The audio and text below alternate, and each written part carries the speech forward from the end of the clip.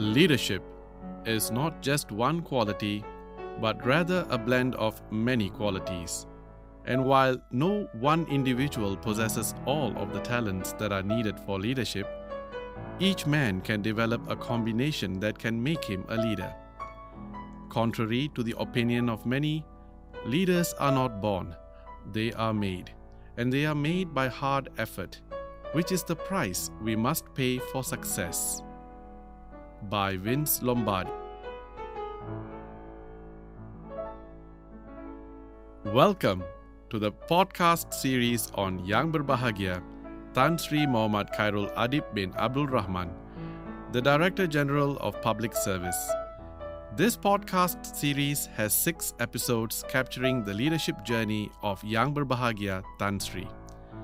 It is the reflection of Yang Berbahagia Tan Sri's governance qualities throughout his service as an administrative and diplomatic officer for 34 years.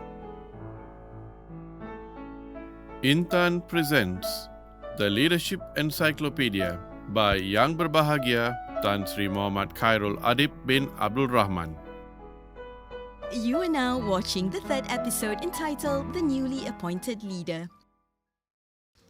You mentioned in the previous episode that you had 2 job opportunities, one as a lecturer in UITM and the other one as an administrative and diplomatic officer, or the Malay acronym PTD. Can you walk us through the process on becoming a PTD? Let me go back a bit on the interview process that I went through, the 2 interviews. One for a lecturer post in a public university. I was asked about my readings, my research at my undergraduate level and whatnot. But to the other one, on the PTD, it was a bit more difficult. We had to undertake a national exams. At that point in time, I think about 12,000, 13,000 to the exams as compared to today. Nowadays, we have about almost 300,000 to the exam. Out of that 12,000, 13,000 to the exam, only about 4,000 went for interview. And during my time, there was only about 75 fresh graduates who were taken into service. My batch comprised about 150. So the success rate was only about 0.6% from the 13,000 that took the exam. So in the exam itself, there is no biasness. It doesn't matter what you majored in, as long as you are well read, you have more information. The more you answer rightly, the more marks you get. And so the top 4,000 or so, they will pick up to attend the interview. So during my time, there's only 2 screening process, which is the exam and interview. And then of course, we went to Intan. I think the present batch of PTDs, they have to undergo a very strict and stringent process. They have to take the national exam. They have to go for their PACs. They have to go for one physical assessment, and then before interview, and then 10-month course in Intan. My course was it's a 12-month course, 1 year course in Intan, and this course is very important in the sense that for the serving officers, yes, they are quite well versed in the runnings of a government, but for the fresh graduates, it's very important because why? The moment you are being put into a ministry, you are expected to run. You're not expected to walk. Of course, you have your bosses to guide you through, but you are not supposed to start from zero.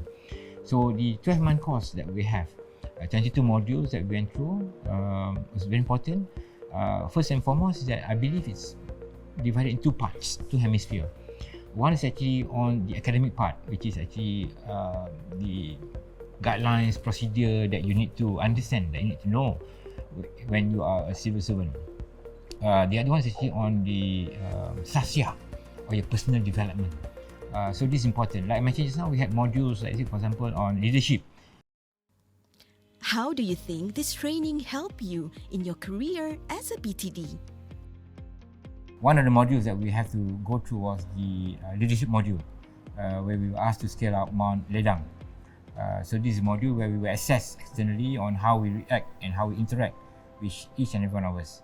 So basically, you can know that in the module, whether you only care for yourself or you have also care for your team members. Being fit then, I choose myself to become the sweeper, the last person in the group just to ensure that the rest are not being left behind. So in my group, there was this one big guy. He has some issue with his knees, so he had some difficulties to scale up Mount Ledang. So we worked together until we reached the top of Mount Ledang. On our way down, same thing also. From that leadership module, that I was given actually a mark by my coordinator. It is a simple, cheap mark. It cost I think less than 5 ringgit, and I still keep it until today because I was given that because I was chosen to be the best candidate then. So I think this is one way, one that taught me is that you must always appreciate people so that they know, good things that they do. So this is also one of the things that courses in Tan taught us. So even though we had to undergo modules, but we were also taught the other values, intrinsic values that we must inculcate in our offices. So Intan is a wholesome education, 12 months that teaches you both the physical, spirituals, that nurture you to be the best. So 12 months is one of the best time that I had. Combine together the development in your primary school, secondary school, pre-U, universities. Intan course at the DPA level combines everything because it doesn't touch us only on your academic excellence, but also test you or also nurture you on the spiritual form, that once you are a civil servant, you are ready to serve the country. So it's not about self, it's about what you can give back. So basically that, to me, for those PTDs who have went through Intan course, it's a very valuable experience that is second to none. Would you say that the diploma course in Intan has taught you a lot about leadership skills and values?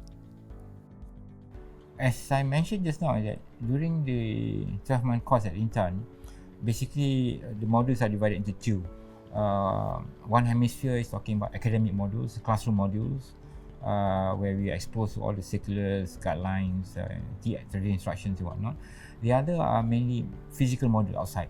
We were exposed to the operations of PDRM, ATMs, bomber. We also went for OBS and also leadership course. So this is where actually I believe Intan will also be looking into the candidates, looking how suited they are in the civil service. Because in the civil service, it's not about yourself, it's about what you give to the others. So the interactions that we had outside was not about ourselves, but basically our presence that will benefit the group. So this is where I think the modules or the teachings at Intan is very different from what we've been used to from day one. The moment we enter kindergarten, primary school, secondary school, pre-U, university, it's all about yourself. Your studies and how you achieve your grades. But in Intan, while we have that on the other hemisphere, but the other hemisphere talks about what is your contribution to others. So that physical module teaches you that it's not about yourself, but how you can plug yourself to better people around you. So basically, leadership in Intan is the first kind of leadership that we have. It's not about teaching you how to be a leader, but observing and also nurturing you, teaching you the good values and rewarding you when you show good skills, when you show good attitude to become leader. So basically, these are the salient point, and these are the very invisible thing that the Intan do that really recognizes and really nurture civil servants, especially PTDs, to become leaders, unlike any other schools. How would you describe the roles of a PTD? PTD, Pegawai Tadbir Diplomatik, we just celebrated about our 100 years of existence. It existed even during the colonial times under the Malaysian Civil Service, MCS, and after our independence, basically in the administration we have two schemes, which is the Pegawai Tadbir Am PTA and Pegawai Tadbir Diplomatik. During my time, there was an exercise to merge both. So what is PTD essentially? PTD essentially they are represented at international level, so federal service, state service, local authorities, also in some statutory bodies as a head. So PTD are trained to manage. So these are professional managers. The resources can come from anywhere. They can be placed as at the statutory bodies, but they are trained as professional managers. So we manage resources. So PTD is a small core group of people who are trained and they are also equipped with all the knowledge about government's runnings of the government, and they are supposed to actually lead their resources. So the number of PTDs is not that many. It's only about 10,000 PTDs. So currently we take about around 400 per year. During my time it was 150, 120 in that sense. But now it's about 400. But the number is not much, not many. We are present mainly in the federal service. All our diplomats are actually from the PTD service. We are also represented in some states which are under the Federated Malay States, in the State Civil Service, in the State Secretariat, also in some local authorities in the Federated Malay States. So PTD basically they are a generalist but a professional manager. We can place them anywhere. They're supposed to perform. So for that reason, that was why I mentioned just now that the training, the exposure in intern is very important, because they are exposed to the every workings of the government. So deep in their heart, they are not specialized in any field, but the moment they've been put into a position, on a desk, they should know the very basic and they should start running. So basically, PTD is a service that the government have actually introduced even during colonial times, that they are professional managers of government affairs. Could you tell us a bit more about your first posting as a PTD? After my graduation from intern, we were appointed as Pegawai Tadbir Diplomatik, and my first posting was to a ministry which no longer exists. It was the Ministry of Public Enterprise. The minister then was Yang Muhammad Rafidah Aziz. So she was the minister before she moved on to become the minister for MITI. So Ministry of Public Enterprise actually is the ministry in charge of all the government companies then. So we have about 2,124, if I'm not mistaken, 2124 companies in our database, and these are companies owned by the state authorities, statutory bodies, the federal bodies and whatnot. We have a database actually. At the point of time, it was developed in PNB. So basically, currently now, this is what we call the NFPE, Non-Financial Public Enterprise. So at that point of time, we have a special ministry that look into all these public enterprises.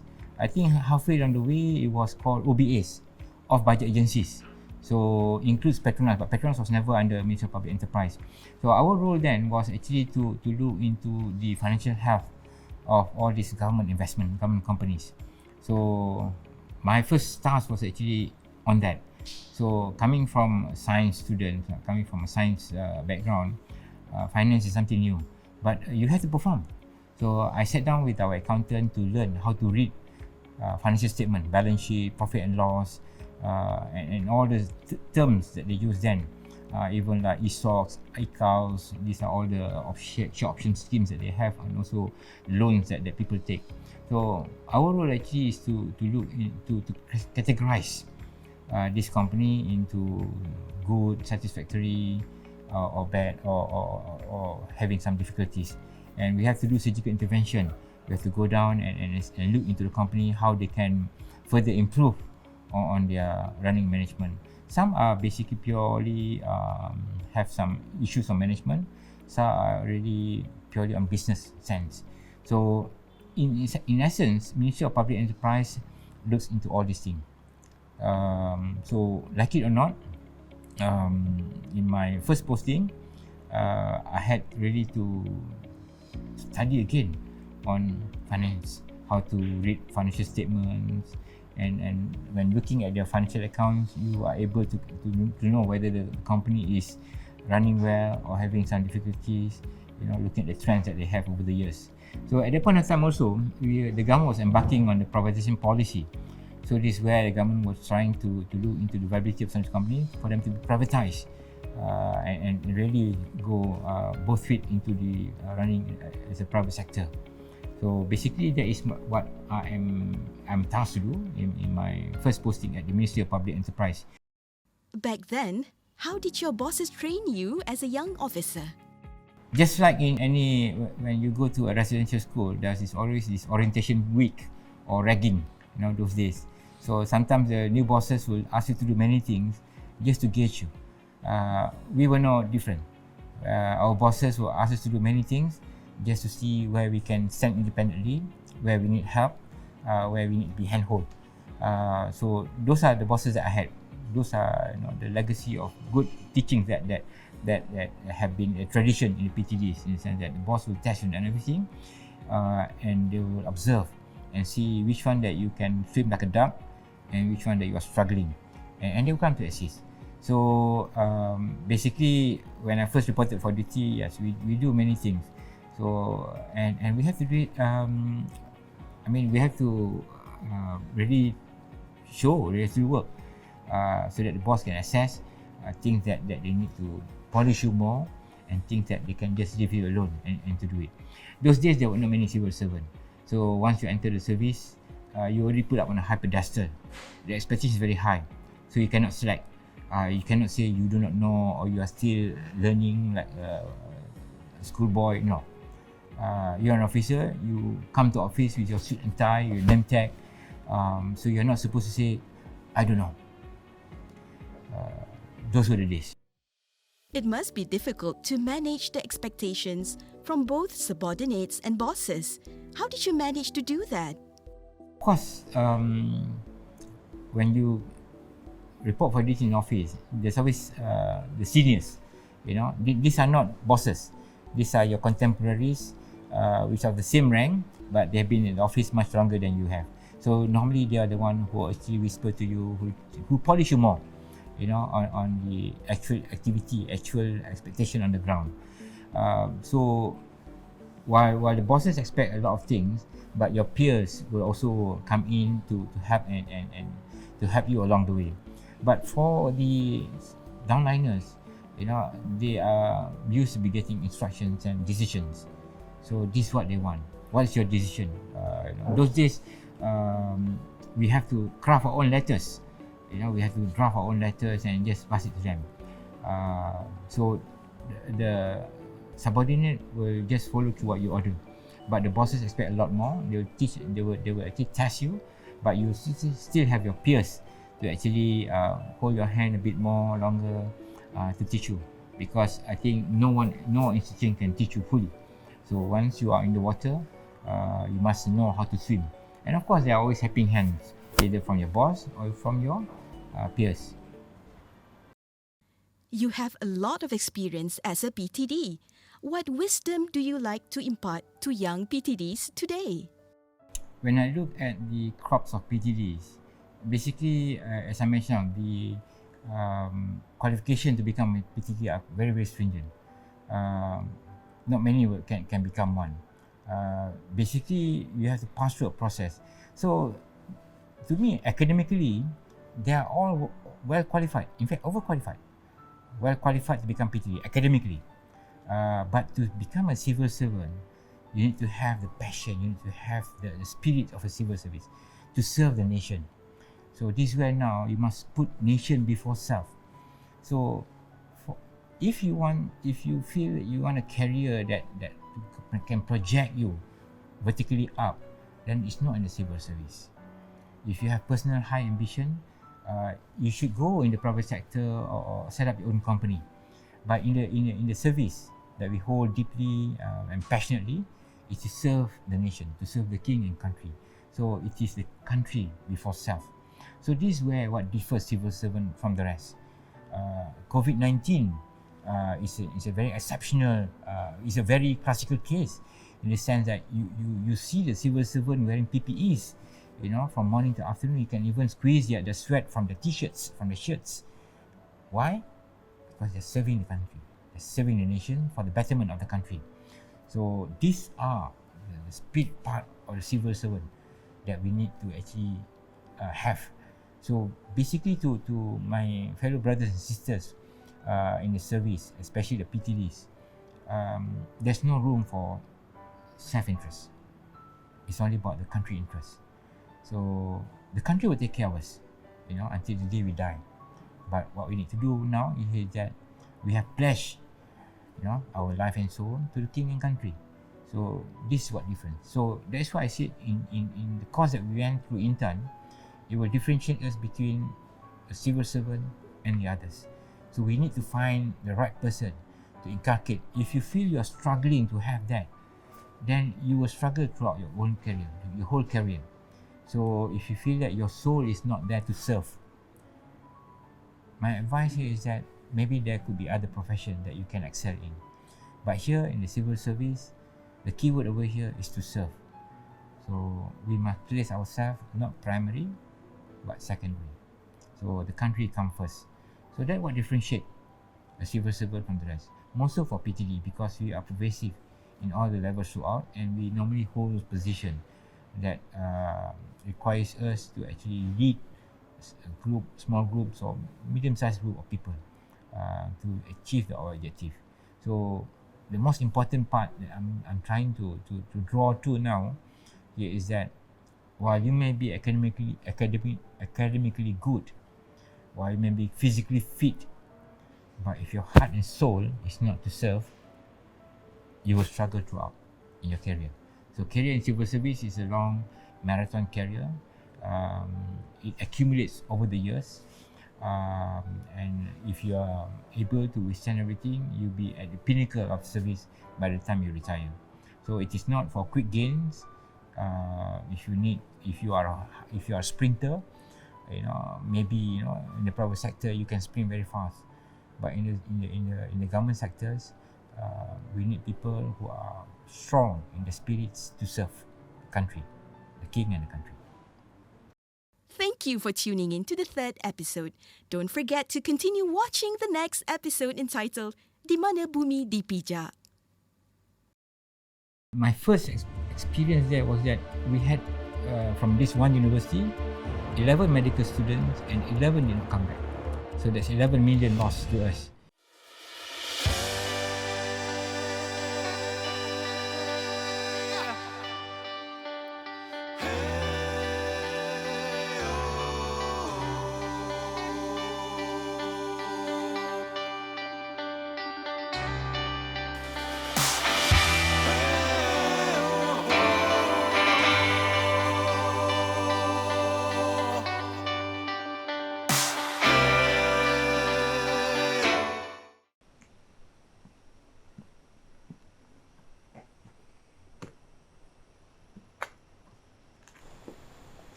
A quote from Tom Peters: leaders don't create followers, they create more leaders.